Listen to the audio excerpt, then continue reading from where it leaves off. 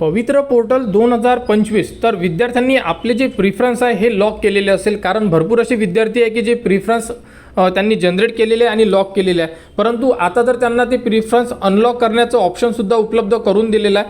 तर तुम्ही दिलेले प्रिफरन्स जर तुम्हाला वाटत आहे की काही त्यामध्ये चूक झालेली आहे किंवा तुम्हाला परत जर ते प्रिफरन्स एडिट करायचे असेल तर तुम्ही अनलॉक करून परत तुमचे प्रिफरन्स तुम्ही लॉक करू शकता. तर याबद्दल आपण संपूर्ण अपडेट या व्हिडिओमध्ये बघणार आहे, तर व्हिडिओ शेवटपर्यंत बघा. तर सर्वात प्रथम लॉग इन करून घ्यायचं आहे. तर सर्वात आधी तुम्हाला तुमच्याकडे जो आय डी आहे तो आय डी टाका, पासवर्ड टाका, त्यानंतर हा कॅप्चा इन्सर्ट करा आणि लॉग इन करा. लॉग इन करताना तुम्हाला OTP येणार आहे. OTP टाकून सर्वात अगोदर तुम्हाला तुमच्या प्रोफाईलमध्ये इन्सर्ट व्हायचं आहे, म्हणजे तुम्हाला लॉग इन करून घ्यायचं आहे.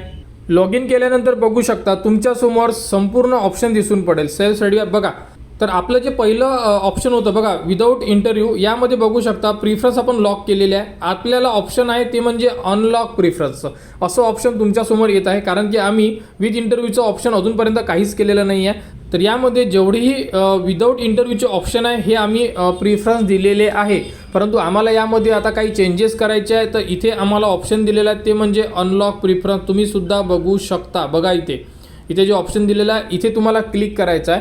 क्लिक केल्यानंतर तुम्ही सुद्धा तुमचे प्रिफरन्स परत जनरेट करू शकता, डिलीट करू शकता, किंवा जे प्रिफरन्स तुम्हाला आलेले आहेत त्या प्रिफरन्समध्ये तुम्ही चेंजेससुद्धा करू शकता. सिक्वेन्स चेंज करू शकता, किंवा तुम्हाला जर काही बदल करायचा असेल ते सुद्धा तुम्ही करू शकता. तर आता आपण अनलॉक प्रिफरन्सला क्लिक करणार.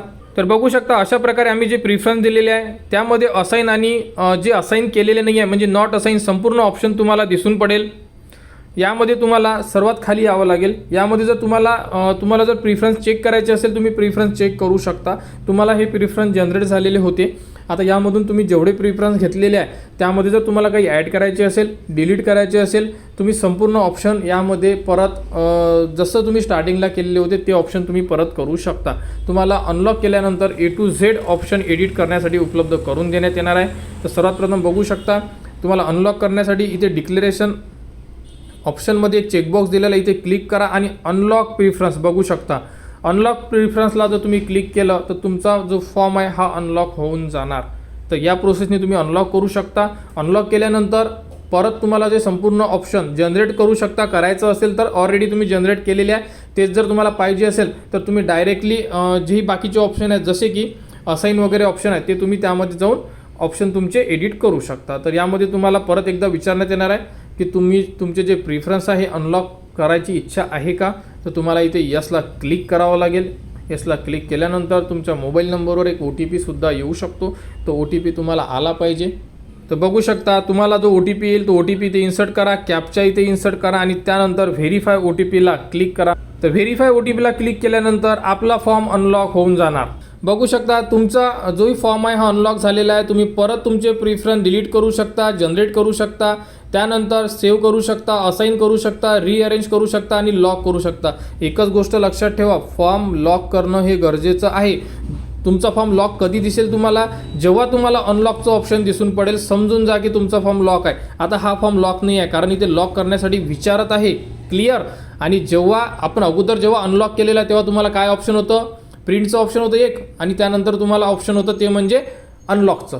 तसे दोनच ऑप्शन असणं गरजेचं आहे तरच तुमचा फॉर्म लॉक आहे असं तुम्ही समजू शकता. परंतु असे जर तुम्हाला संपूर्ण ऑप्शन दिसत असेल तर तुमचा फॉर्म हा लॉक नाही आहे. ठीक आहे. तर बाकीची प्रोसेस आता तुम्हाला जो व्हिडिओ आपण ऑलरेडी दिलेला होता त्या प्रोसेसने तुम्ही करू शकता, किंवा तो व्हिडिओ तुम्हाला या व्हिडिओला सुद्धा लिंक करून देतोय. त्याप्रकारे आपली संपूर्ण प्रोसेस करा आणि परत आपले जे प्रिफरन्स आहे हे लॉक करा.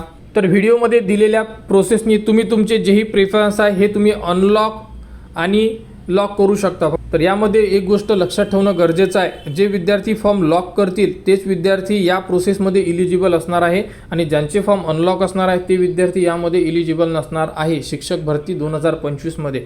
कारण की आता तुम्ही अनलॉक तर करणार आहे कारण की साईडमध्ये भरपूर एरर आहे. त्यामुळे अनलॉक करायचं असेल खरोखर तरच करा, अदरवाईज जर अनलॉक करायची गरज नसेल करून पाहायचं आहे असे करू नका.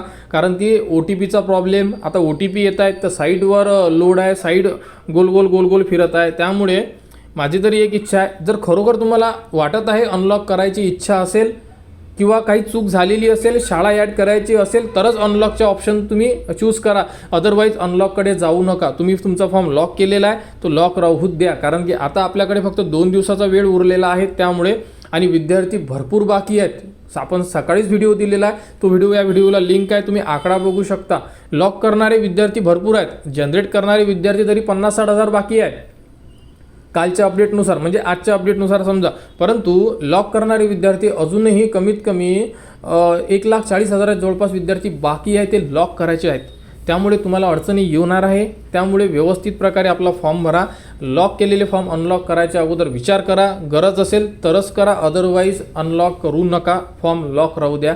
आणि याचप्रमाणे तुम्ही आता तुम्हाला जे जनरेट करायचे आहे प्रिफरन्स, तुम्ही जनरेटसुद्धा करू शकता आणि लॉक करू शकता। तर जो व्हिडिओ आहे आपण या अगोदरसुद्धा दिलेला होता, तो व्हिडिओ तुम्हाला या व्हिडिओला लिंक करून देतोय, त्याप्रकारे आपले प्रिफरन्स लॉक करून घ्या।